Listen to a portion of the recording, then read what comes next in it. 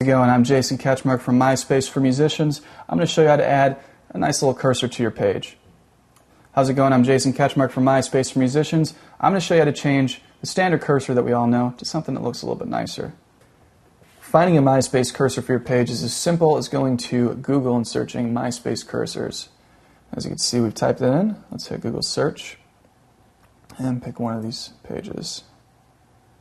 Now, this page, for instance, usually I divide them up into categories, so let's pick the category. We'll pick an arrow cursor and not go too crazy. And basically it has the boxes for the code. So we're going to copy that.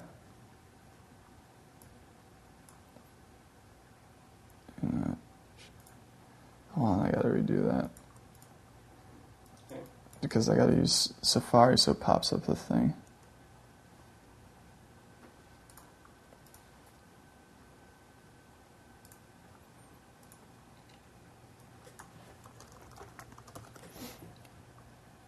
Finding a cursor for your page is very simple. There's a lot of websites out there that already have a wide variety of cursors that you can select from that are free.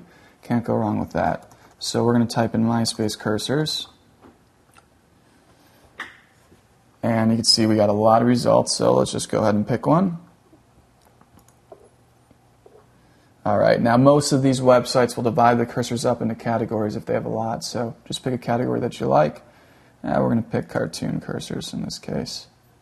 Now it has all the different ones. Now this site, when you mouse over, it actually shows you the cursor. Other websites, they might have it a little bit different. Maybe you'll see the cursor on the left or right or something. But all of them are going to have a box with code in it. So you want to select the code. Most of them will automatically select it when you click in it. And if not, you could just go and click in the box, right click, select all. Okay, the code is selected. Now we're going to right click and hit copy. And go back to our MySpace page to add the cursor. Now we're in edit profile mode right here. So from the home page, just click edit profile.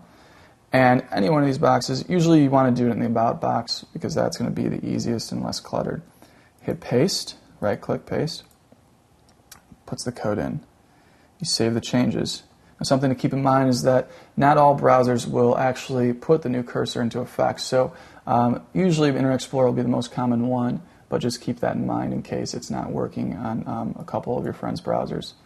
That is how you add a custom cursor to your MySpace page. I'm Jason Ketchmark from the MySpace for Musicians. You have a fun time clicking.